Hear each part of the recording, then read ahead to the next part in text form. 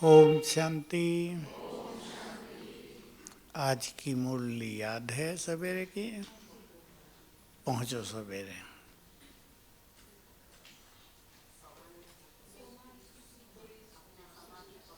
किन्हें देख रहे थे बाबा? स्वमानधारी बच्चों को। अब याद आ जाएगा आपको। और दो स्वमान पहले ही दे दिए, पूर्वज और पूज्य। और इनसे जोड़ दिया दुआओं को। याद आ गया? अब बताओ, और कल की मुरली, परसों की मुरली बाबा की, और आज की मुरली। स्वमान पर बाबा बहुत ध्यान खिंचवाते हैं। परसों के स्वमान का तो गीत ही बजा दिया इसने भाई ने। कौन सा था? स्वराज अधिकारी जो अपने पर राज करेंगे, विश्व पर राज करेंगे, और बाबा के दिल तख्त पर भी बैठ जाएंगे, राज ही करेंगे। जैसे स्वयं पर राज करना छोटी बात है, थोड़ी बड़ी? अच्छी बड़ी बात है, छोटी नहीं। ये नहीं जैसे सब कह देते सब सहज है। ये काम सहज नहीं है। सहज है पर मेहनत का है। कुछ चीज़ें सहज होती हैं पर मनुष्य को उसमें समय देना पड़ता है। ये तो नहीं ना सहज है तो आप ही हो जाएगा। हमारा सहज राजयोग है, इसलिए सहज कहा गया। उसके जानने में कोई भी कठिनाई नहीं है। न कोई मंत्र जाप है, न आपको कोई पुस्तकें पढ़नी है। सहज ज्ञान मिल गया। स्वराज अधिकारी हूं मैं आत्मा। इसका अर्थ किन किन का मालिक हूं? पहले तो बड़ी चीजें मन बुद्धि संस्कारों की मालिक। दूसरा, ये शरीर और कर्मेंद्रियों की मालिक हूं। इस मालिकपन की फीलिंग को बढ़ाना है। मालिक तो आत्मा शरीर की होती ही है, लेकिन भूल गई है ना। इस मालिकपन को बढ़ाएंगे तो कर्मेंद्रियों के भी मालिक बन जाएंगे। कर्मेंद्रियों के रस आत्मा को खींचते हैं। एक जीव के रस की बात ले लो, होता है या नहीं? किसी का शुगर बहुत बढ़ा हुआ था, एक 3 मास का चेकअप आता है, कहा वो मेरा 12 आया। क्या मेरा तो 7.5 ही रहता है, तो ये लोग सोचते ज़्यादा है। एक का 16 आया था। मैंने पूछा क्यों? खाने पीने का परहेज नहीं रखते? साफ बता दिया। किचन का ही है तो साफ साफ बता दिया, भाई जी इतनी इच्छा होती है मीठा खाने की, रात को 12 बजे उठ के दूसरे कमरे वालों के पास जो टोलियाँ रखी ना वो भी खा आता हूँ। अब मैं कह इसको तो कंट्रोल करना ही पड़ेगा। जिनका मीठा बंद होता है उनको मीठा खाने की इच्छा होती है। मेरा बंद है, इच्छा होती है, पर मैं सोचता हूँ बहुत तो खा लिया है। हमने तो जलेबी कितनी बनाई और कितनी खाई खिलाई होंगी यहाँ पांडवन में। खा लिया, बहुत खा लिया, उसके टेस्ट का पता, इच्छा खत्म हो गई। तो कर्मेंद्रियों को जीतना, स्वाद इंद्री कहते हैं इसे, जीव को स्वाद इंद्रिय को जीतना मेहनत का विषय है। और इसमें यही बात सबसे अच्छी मदद करने वाली है। मैं आत्मा मालिक हूँ। देखो आज बाबा की मुरली में, आज था या परसों ही था, मुझे इतना याद नहीं रहता, पर एक बहुत गहरी बात थी, आज ही थी शायद। तुम क्या कहते हो? बाबा मैं तो ऐसा नहीं हूँ, ऐसी नहीं हूँ, ये मेरे पुराने संस्कार हैं। आज था ना, ये मेरे पुराने संस्कार हैं। तो तुम मेरे कहते हो ना, तो वो अब कह दिया मेरा घर है तो वहाँ रहेंगे ना, वहाँ से निकालेगा कौन? तो वो संस्कार घर समझ के तुम्हारे अंदर बैठ गए हैं। बहुत सूक्ष्म मनोविज्ञान इसमें समाया हुआ है कि हम मनुष्य गलती कहाँ कर रहा है साधनाओं में। भाई मेरा संस्कार क्रोध का है, जब से पैदा हुए क्रोध ही करते थे। माँ गोद में लेती थी, लाठी मारते थे, छोटे भी देखे होंगे ना आपने, कई बच्चे लात मारते रहते हैं।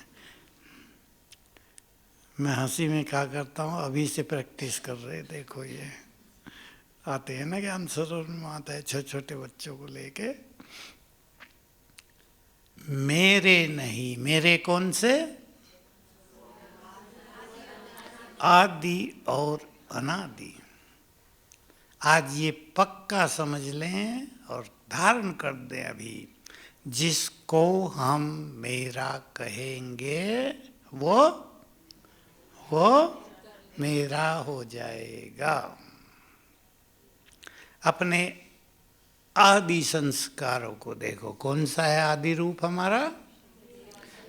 देवी देवता। हम सभी थे ना, चलो हमें ये नहीं पता हम कौन थे, विश्व महाराजन थे या कौन थे, पर निर्विकारी देवी देवता तो थे, बहुत अच्छी स्थिति वाले थे, कोई नीची स्थिति वाले नहीं।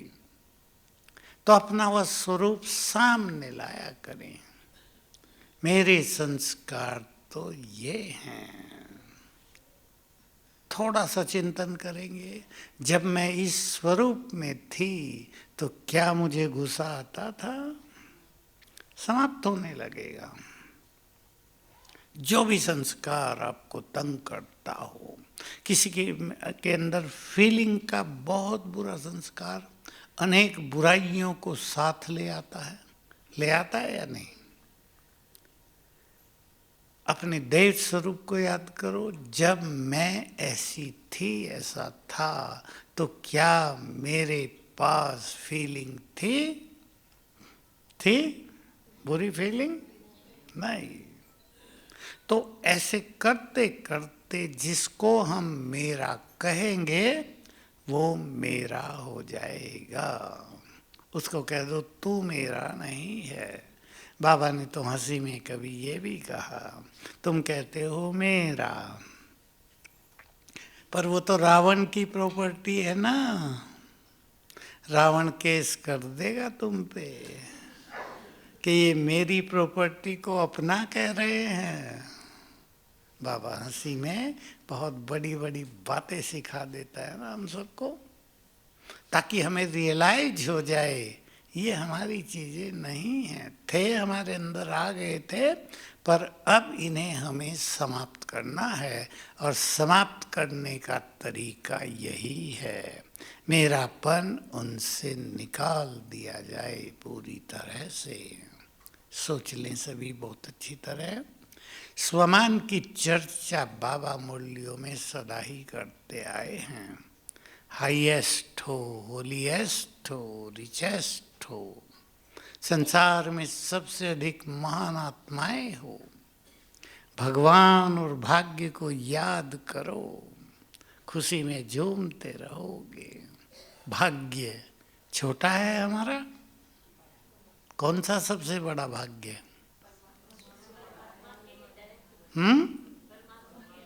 अरे उससे पहले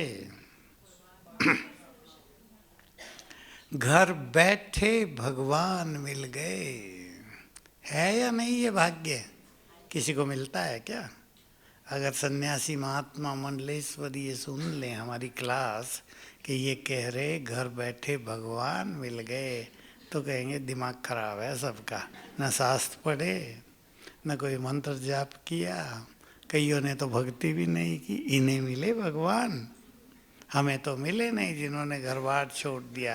ये तो घर बार में रह रहे, पूड़ी पकोड़े खा रहे मजे से, और कहते हैं भगवान मिला हमें। कितना बड़ा भाग्य है ये। क्यों मिला? जन्म जन्म हमने उनको प्यार किया है। मैं आपको सुना दूं, जब वो दिखाते थे ना महाभारत की पहली पहली चीज़ें, मुझे भी किसी ने दिखाया, तब हमारे यहाँ टीवी आदि नहीं होती थी कहीं भी, तो हम नहीं देखते थे कुछ भी, किसी ने दिखाया, फ़ोन तो थे नहीं।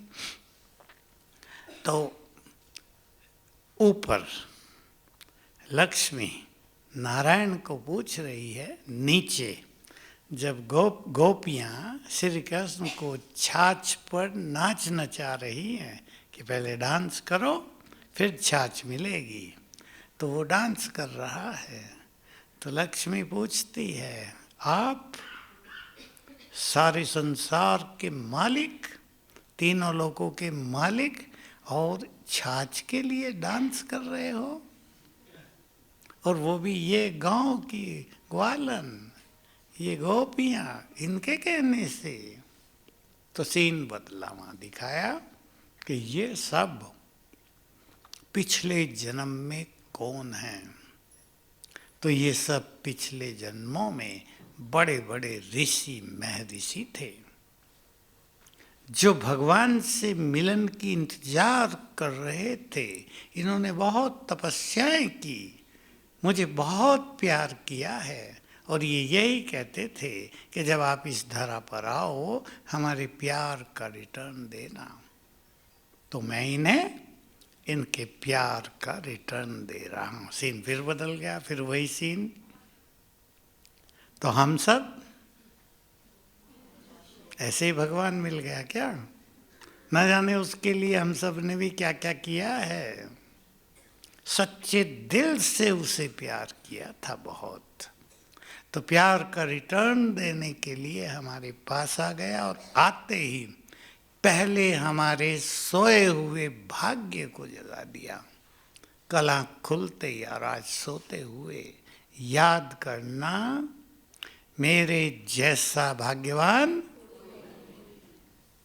याद करना कौन कौन से भाग्य मिले। कुछ ऐसे बहुत बड़े भाग्य हैं जिनका पता ब्राह्मणों को नहीं है, जो ब्राह्मणों के पास हैं, और ब्राह्मणों को उसका रियलाइजेशन नहीं है कि ये भी कोई बहुत बड़ी चीज़ है। एक बता देता हूँ उनमें से। सबको संपूर्ण सत्य ज्ञान मिल गया। मिल गया या नहीं? किस किस को मिला, हाथ उठाना जरा। सबको मिल गया। पता चल गया घर कहाँ है, मैं कौन हूँ, मुक्ति कहाँ है, स्वर्ग कहाँ है, सब पता चल गया ना। यही बातें शास्त्रवादी अब तक ढूंढते आए। मैं हूँ कौन? इसी चक्रव्यूह में उलझे रहे। मन बुद्धि हूँ, सूक्ष्म रूप है मेरा, फरिश्ता रूप है या ज्योति है, यहाँ हूँ या दिल में हूँ या सारे शरीर में फैला हूँ। एक मान्यता ये भी, आत्मा पूरे शरीर में व्यापक है। तो देखो उलझा हुआ ना दर्शन, फिलॉसफी उलझी हुई। ये छोटा भाग्य है कि रास्ता साफ मिल गया। सोच के देखो, रास्ते के लिए लोग भटक रहे हैं। सोचते चारों धाम यात्रा कराएं तो पता नहीं क्या क्या मिल जाएगा, होता कुछ भी नहीं है। इधर रास्ता मिल गया, मुक्ति चाहिए तो इधर को चले जाओ, स्वर्ग में उच्च पद पाना है तो इधर को चले जाओ, प्रभु मिलन का परम सुख लेना है रोज तो ये करो। सीधी राहें मिल गई हैं। मिल गई तो बहुत बड़ा भाग्य है। पढ़ाने भी कौन आया? स्वयं भगवान, ज्ञान का सागर, जिसे शास्त्र पढ़ने की जरूरत नहीं।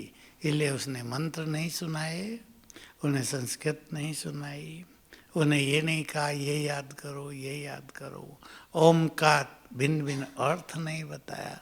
मैं आत्मा हूँ, पीसफुल हूँ, खत्म। स्थित हो जाओ उसमें। लोग तो अर्थों में ही उलझे रहे। देखो दो शब्द हैं हिंदी में, थोड़ी सी बात बता देता हूँ आपको। एक है शब्दार्थ, दूसरा होता है भावार्थ। हिंदी वाले कौन कौन बैठे हैं? समझते हैं ना ये भाषा? भावार्थ, भाव क्या है, और शब्दार्थ, जो शब्द लिखे उनका अर्थ क्या है। लोग शब्दार्थ के पीछे ही भटकते रहे, भावार्थ का किसी को पता नहीं चला। गीता में है, ये सारी सृष्टि मुझ में समाई हुई है, मैं भी इसमें हूँ, पर वास्तव में मैं इसमें नहीं हूँ। अब इन सब के क्या भाव हैं किसी को पता नहीं चला। अर्थों में, शब्दों के अर्थों में उलझे रहे विद्वान। तो कितना बड़ा भाग्य है कि सहज मार्ग मिल गया, मंजिल भी साफ दिखने लगी। मार्ग ही नहीं मिला, मार्ग मिला, मंजिल साफ दिखने लगी, मार्ग पर कैसे चलना है ये भी पता चल गया। और सबसे बड़ी चीज हो गई, इस मार्ग पे चलने के लिए स्वयं भगवान ने हमारा हाथ पकड़ लिया। लो हाथ पकड़ो, मैं ले चलता हूँ तुम्हें जहाँ तुम्हें जाना है। हो गया या नहीं? किस किस का हाथ पकड़ा? छुड़ा तो नहीं लेते नटखट? नहीं ना। इसलिए हम बाबा का हाथ पकड़े या वो हमारा पकड़े? वो हमारा पकड़े, इसमें फायदा है ना। हाँ, कितने होशियार हैं माताएं, फटाफट उत्तर दे दिया। हम पकड़ेंगे तो छोड़ भी सकते हैं, वो पकड़ेगा तो कभी छोड़ेगा नहीं। अब दोनों पकड़ लो, बाबा तुम हमारा पकड़ो, एक तुम पकड़ लो, दूसरा हम पकड़ लेते, ऐसे कर लो आधा आधा, ठीक है। तो बहुत बड़ा भाग्य मिला है इस जीवन में। देखो संसार में महाविनाश के नज़ारे लोगों को दिख रहे हैं, और हमें क्या खुशी दे रहा है बाबा? स्वर्णिम युग तुम्हारे लिए आ रहा है। तुम्हारे लिए स्वर्णिम युग आएगा तो गंदगी तो साफ करनी पड़ेगी ना। अब देवता गंदगी में आएंगे क्या? सीधे सीधे उत्तर दे दिए। लोग घबराते हैं, ये ना हो जाए, वो ना हो जाए, विश्व युद्ध ना हो जाए, एटम बम ना छूटने लगे। और हमें इस सत्य का पता है, आभास है, तो अपने को स्वमानधारी बनाना है। देखो स्वमान से क्या फायदा होता है ईश्वरीय ज्ञान में और भक्ति में भी। सिखों के यहाँ तो बहुत ज़्यादा है, खुमारी चढ़ी रहे, नाम कुमारी नानका चढ़ी रहे दिन रात। और भी हिंदू धर्म में बहुत कुछ है कि ये ईश्वरीय नशा चढ़ा रहे। माताएं मेरे पास आती हैं, रोज ही आते हैं ये प्रश्न लेके, मेरा बच्चा बहुत शराब पीता है, मानता नहीं है, कैसे छुड़ाऊं उसका। और जो वो मानता ही नहीं है, क्योंकि छूट तब सकती है जब उसकी भी अपनी थोड़ी सी तो इच्छा हो।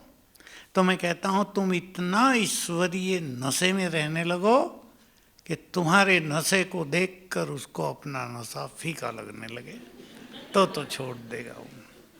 अब बोलो रहेगी?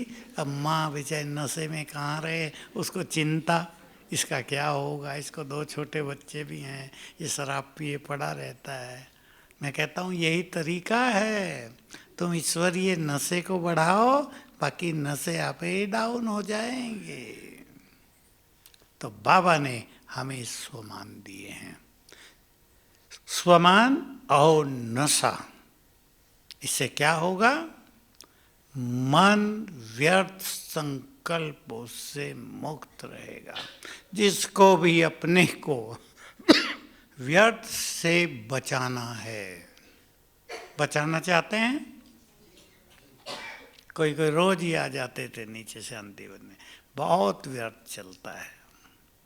मैंने कहा तुम तो बताने आ गया, ये जितने आए हुए ना हजारों, इनमें से लगभग सभी को बहुत व्यर्थ चलता है। उसका तरीका व्यर्थ से परेशान न होकर स्वमान का अभ्यास बढ़ा दो। ईश्वरीय नशा चित्त को शांत करेगा। और बाबा की जो बहुत सुंदर बातें होती है ना, उन्हें अलग लिखो भी और उन पे चिंतन भी करो और उनकी जीवन में प्रैक्टिस भी करो। देखो एक बात बहुत अच्छी आज ही आई है, जब बाप चिंता नहीं करता, बोलो आगे, तो तुम क्यों करते हो? है ना काम की बात। अब आपका एक परिवार और भगवान का परिवार विशाल, सारा विश्व उसका परिवार। कोई कैसा, कोई कैसा, कोई कैसा, कोई दुखी, कोई सुखी, कोई चिंताओं में, कोई परेशानियों में। वो क्यों चिंता नहीं करता? बताओ, सोच लो, इस पे गहराई से सोचना।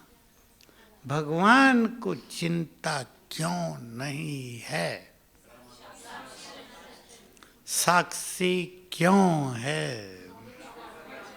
चलो आगे चलो, आगे चलो।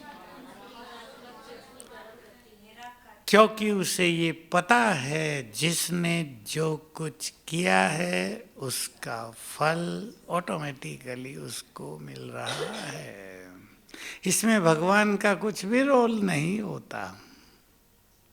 ये इतनी गुह्य गति है, आज नहीं इस पे हम चर्चा करेंगे। आपने सुना है भक्ति में तो सुनते ही आए, भगवान कर्मों का फल देता है। क्योंकि बाबा भी कह देता है मैं तुम्हें सजा दूंगा, साक्षात्कार कराऊंगा, तुमने ये किया था, खाओ सजा।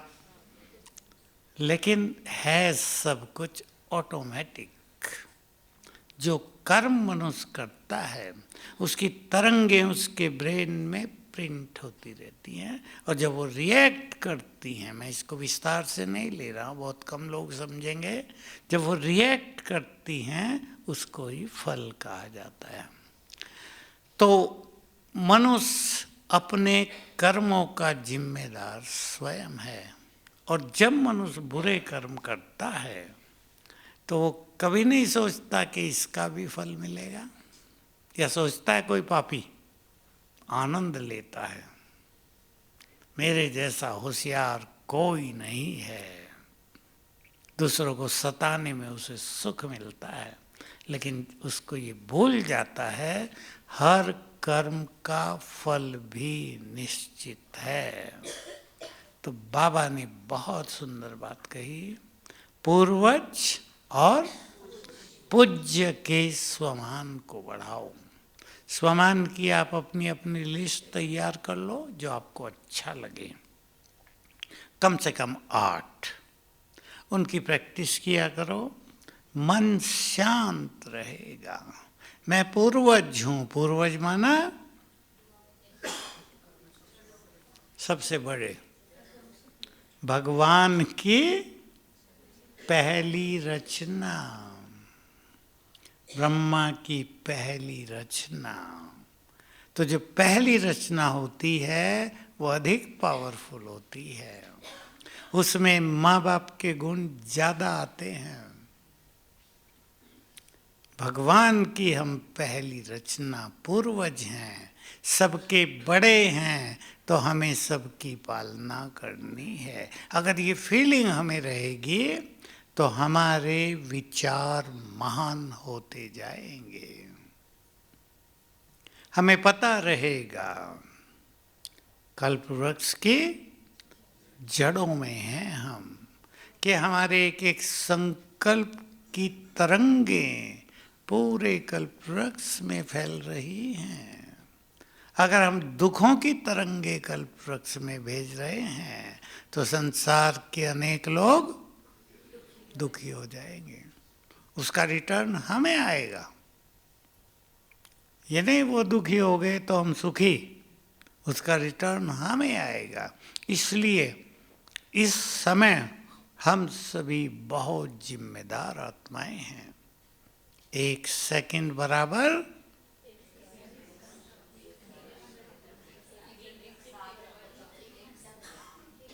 कल 1 घंटा का, कल परसों या आज 1 घंटा, कभी कहा था 1 मिनट बराबर 1 साल। बाबा हमें उमंग दिलाते हैं, मोटिवेट करते हैं, याद दिलाते हैं तुम साधारण नहीं हो, तुम्हारा समय बहुत कीमती है, तुम्हारा एक एक संकल्प बहुत महान है, ध्यान दो उस पर, तुम साधारण नहीं हो। कुछ बोल रहे, कुछ भी सोच रहे, कैसे भी टाइम बिता रहे हैं, तुम्हारे ऊपर बड़ी जिम्मेदारी है। आप सब लौकिक वाले बैठे हैं, आपको 4-5 बच्चे हों, उनकी आपको शादियां करानी है, उन्हें सेट करना है, मकान भी बड़ा चाहिए, तो क्या जो बड़ा व्यक्ति होगा वो अलबेला होगा कमाने में? सब आप लौकिक वाले जानते हैं, सोचेगा ना भाई खूब मेहनत करके सब कुछ पूर्ण कर दूं, हम भी सृष्टि के बड़े। बहुत मूल्यें चल चुकी हैं, संसार तुम्हारी ओर प्यासी नजरों से देख रहा है, तो बिल्कुल ध्यान देंगे। हमारे एक एक संकल्प का इफेक्ट पूरे कल्प वृक्ष तक जाता है। जो भी बहुत अच्छे पुरुषार्थी बैठे हैं इस क्लास में, भाई बहनें, मैं तो कहूँगा सब ध्यान दें। एक एक संकल्प, आप ऐसा एक चित्र बना लो, मेरे सिर के ऊपर कल्प वृक्ष है, और जो हम सोच रहे हैं उसकी तरंगें पूरे वृक्ष में फैल रही हैं। जैसे आप कल्पना करो, एक पौधा सूख गया है, उसकी जड़ों में आपने पानी डाल दिया, तो बहुत जल्दी महसूस होगा ना कि पौधे में जैसे चेतना आ गई, जान आ गई है, हरियाली आने लगेगी तेजी से। सबके अनुभव है ना, घरों में भी खेतों में भी। तो हमारे एक एक संकल्प, और उसमें भी पवित्र संकल्प, शक्तिशाली संकल्प, विश्व कल्याण के संकल्प, सबको सुख देने वाले संकल्प इस सृष्टि का बहुत कल्याण करते हैं। देखो आप घर बैठे ये काम कर सकते हैं। अगर हमारे मन में व्यर्थ का तूफान चल रहा है तो वो भी ऊपर जा रहा है, संसार की अनेक आत्माओं पर उसका इफेक्ट पड़ रहा है। तो मैं पूर्वज हूं, जिम्मेदार आत्मा, इस चिंतन को बढ़ा दो। पूज्य हूं, किससे जोड़ा बाबा ने पूज्य को? दुआओं से, तुम्हारी जड़ मूर्तियों से भी। दुआएं लेने ही तो भक्त लोग जाते हैं, और तुम्हारे दर्शन करके उनको दुआओं की अनुभूति होती है। तो तुमने दुआएं दी हैं ना, तो हम संकल्प किया करें, विशेष रूप से जब योग करें। इस योग की शक्ति से सबका कल्याण हो, इस योग की शक्ति से सबके परिवार में सुख शांति हो, इस योग की शक्ति से सभी के शरीर निरोग हों, इस योग की शक्ति से सभी के जीवन निर्विघ्न हों। संकल्प किया करो, देखो आपको महसूस होगा तुरंत सुख, अपने अंदर सुख। हमने दूसरों के लिए अच्छा सोचा, तुरंत रिटर्न हमारे अंदर आ गया, सुख मिलने लगेगा। और बुरा सोचने का अनुभव तो सबको है, बुरा सोचते ही मन क्या हो जाता है? अशांत। जरा सा बुरा सोचे, रिएक्शन ऐसा होता है कि हमारे मन को बेचैन करने लगता है। तो पूर्वज और पूज्य जो अभी बहुत दुआएं देंगे, वो पूज्य अभी प्रत्यक्ष हो जाएंगे। सकाश देना बहुत बड़ी दुआ देने का आधार है, लेकिन मन से भी, जिसे शुभ भावना बाबा कहते हैं, ये दुआएं शुभ भावनाएं हैं ना हमारी। भाई पड़ोसी तंग करता है, बहुतों की समस्या है, बहुतों की समस्या होती है। हम भी तो किसी के पड़ोसी हैं, तो हम किसी को तंग न करें। पड़ोसी तंग करता है, उसके लिए शुभ भावनाएं रखें। शुभ भावनाओं का प्रभाव बहुत ज़्यादा होता है। तो हम यही सबको सिखाते हैं, उन्हें आत्मा देखकर, और संकल्प दो, ये बहुत अच्छी आत्माएं हैं, हमारे गुड फ्रेंड हैं, थोड़े दिन में परिवर्तन नजर आता है। बहुत अच्छी बात जो सबको साथ लेनी है। मैं भी कभी कभी सोचा करता हूँ, देखो अपनी पर्सनल बात सुना देता हूँ कि भाई यज्ञ में कहीं कुछ होता है, थोड़ी चिंता होती है, तुरंत मैं सोचता हूँ कि जो यज्ञ का मालिक है वो निश्चिंत है, और हम जो नीचे वाले हैं वो चिंता करते हैं। किसी की बहुत बड़ी फैक्ट्री हो, उसमें काम अच्छा न चल रहा हो, मटेरियल अच्छा न निकल रहा हो, प्रोडक्शन अच्छा न हो रहा हो, तो चिंता मालिक को होगी या नहीं? लेकिन बाबा को कोई चिंता नहीं। क्यों नहीं है? उसे ये बहुत अच्छी तरह पता है, स्थिति है उसकी, कि जो कुछ हो रहा है वही हो रहा है जो कल पहले हुआ था। नथिंग। ये हमें अपनी भी स्थिति बनानी है। तो आपका परिवार भी बहुत अच्छी तरह इस बात को सभी समझ लें। परिवार में एक माँ की अच्छी स्थिति माना पूरा परिवार सुखी। समझती है माता इस बात को? माता चिंताओं में समय बिता रही है, पूरे परिवार पर उसका बुरा इफेक्ट होगा। देखो चिंताओं के भी कारण तो हैं ना, चिंता बिना मतलब तो नहीं होती ना। ये तो नहीं कह सकते कि चिंता होगी नहीं। अब किसी के बच्चे बिगड़ रहे हों, अब माँ बाप के स्वप्न होते हैं अपने बच्चों के लिए बड़े बड़े, वो बिगड़ रहे हों तो माँ बाप को चिंता तो होगी। लेकिन सबको ठीक करने की विधि है श्रेष्ठ स्थिति। और बाबा की ये बात सभी को चित्त में समा लेनी है। स्थिति श्रेष्ठ होगी तो परिस्थितियां ठीक हो जाएंगी, और स्थिति श्रेष्ठ बनाने का आधार है स्वमान। ये बाबा के महावाक्य हैं। स्वमान से स्थिति श्रेष्ठ, स्थिति श्रेष्ठ होने से परिस्थितियां बदल जाएंगी। तो हमें इस पे ध्यान देना है। अब चिंताओं में माँ को नींद ही ना आए, वो अपनी स्थिति बिगाड़ ले, उसको ही संभालने के लिए परिवार को लगना पड़े, तो काम होगा?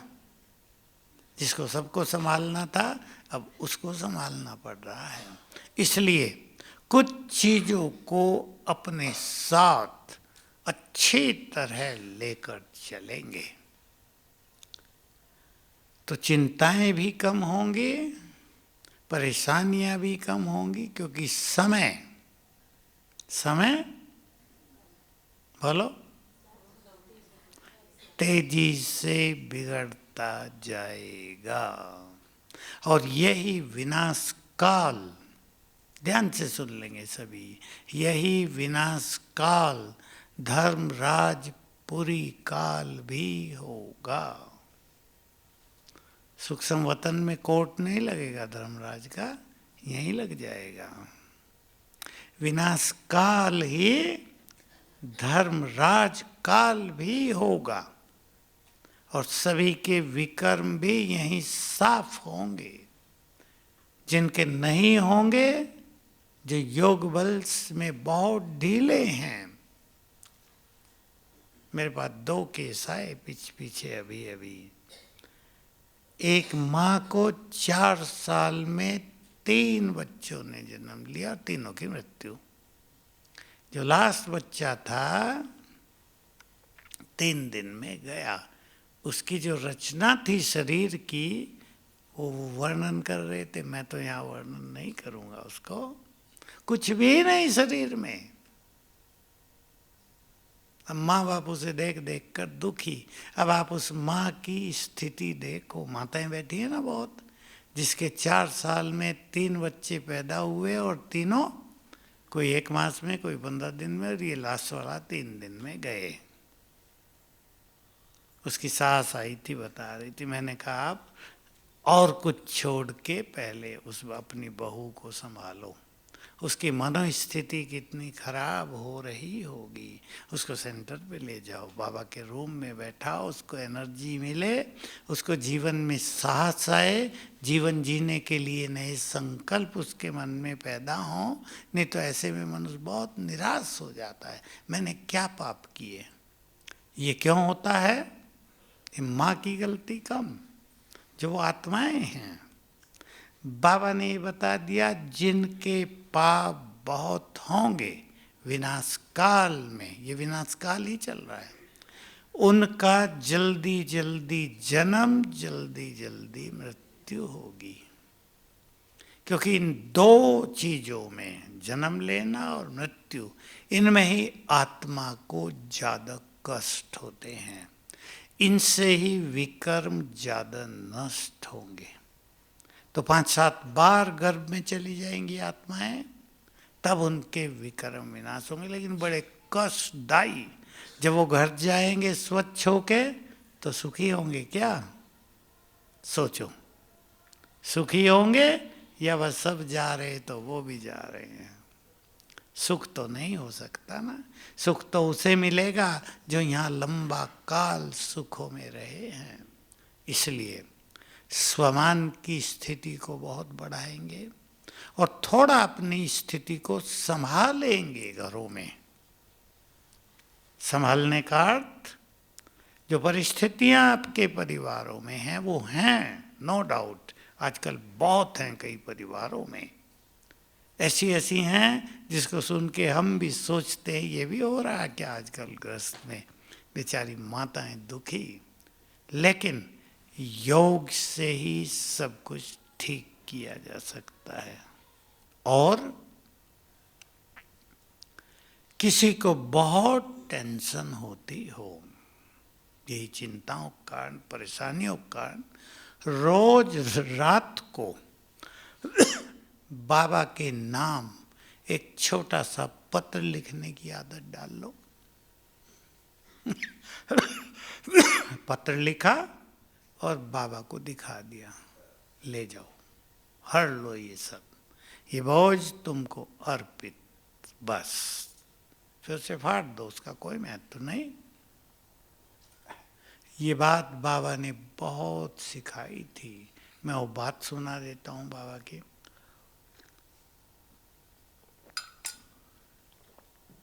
बाबा ने कहा, रोज जो भी गलती होती है या कुछ ऐसी बातें होती है चिंता देने वाली, परेशान करने वाली, कष्टदायी, लिखकर बाबा को अर्पित करो रोज रात को, तो धर्मराजपुरी में जाने से बच जाओगे। कितनी बड़ी बात कही। तो सभी स्वमान को बढ़ाएंगे बहुत ज़्यादा। जो स्वमानधारी होंगे वही सहज योगी बन पाएंगे। अगर स्वमानधारी नहीं है तो मन भटकेगा अवश्य। जो आज भी बाबा ने ड्रिल बताई थी, मैं फरिश्ता, फिर निराकार आत्मा, फिर फरिश्ता, फिर निराकार आत्मा।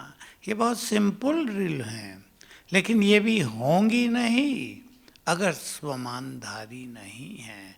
क्योंकि मन पर किसी भी बात का यदि बोझ रहता है, सबको अनुभव है संसार में, हर व्यक्ति को अनुभव है, मन पर यदि कोई भी बोझ है तो क्या क्या होता है। कामकाज भी धीमा हो जाएगा, कदमों की गति भी धीमी पड़ जाएगी। जो कार्य आप 1 घंटे में कर सकते हो 2 में होगा, कुछ का कुछ होगा। इस मन के बोझ को स्वमान से उतारते चलो। स्वमान में बहुत बड़ी शक्ति है। देखो, हम कई माताओं से एक अभ्यास कराते आए हैं उनके घरों में कि आप ये अभ्यास कर लो और सभी कर लेना, ये माताएं नहीं भाई भी। मैं इस घर की इष्ट देवी हूँ। बोलो, पसंद है? एक बार कहने से काम नहीं चलेगा, शुरू में बहुत बार कर जाओ ताकि आदत पड़ जाए और जीवन उसका स्वरूप बन जाए। एक बार करने से तो आपको ऐसे लगेगा ऐसे ही मन को खुश कर रही हूँ, इस देवी कहाँ हूँ मैं, मेरा घर मंदिर कहाँ है, ऐसे ही बस खुश हो रही हूँ। लेकिन इसको बढ़ाते चलो, 25 बार 50 बार कर जाओ, शायद दिन में एक ही चीज़ की धुन लगा दो, मैं इस घर में इस देवी हूँ, ये मेरा घर मंदिर है। धीरे धीरे आपको यही फीलिंग हो जाएगी, मैं इस देवी हूँ, मेरा घर मंदिर है।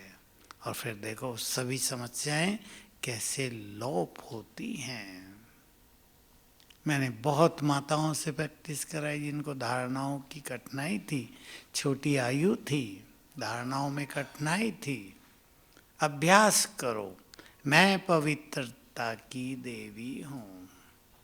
3 मास करने पर सभी समस्याएं लोप हो गई। यह है स्वमान का इफेक्ट। और अगर आपके घरों में बहुत समस्याएं हैं तो मैं मास्टर सर्वशक्तिवान हूँ, इसको बहुत बढ़ा दो। 1 मिनट में एक अनुभव सुना देता हूँ। नेपाल की 3 बहनें आई, एक माता थी, टीचर थे उनकी, डायरी लाई थी कई। मैंने कहा क्या है? कि मैंने 1.25 लाख बार लिखा है मैं मास्टर सर्वशक्तिवान हूँ। तो मैं सोचा ये मंत्र तो है नहीं भाई, लिखा है तो चलो अच्छा किया, मैं देख लिया, साइन कर दो भाई जी। कर दिए। मैं कहा तुम्हें फायदा क्या हुआ है लिखने से? कहा मेरा मन शांत हो गया, मेरा योग फर्स्ट क्लास हो गया, हमारे घर में कोई समस्या नहीं रही, मुझे बहुत बीमारियां रहती थी वो भी समाप्त हो गई बिना दवाइयों के। मैंने कहा फिर तो लिखते रहना भाई। ओम शांति।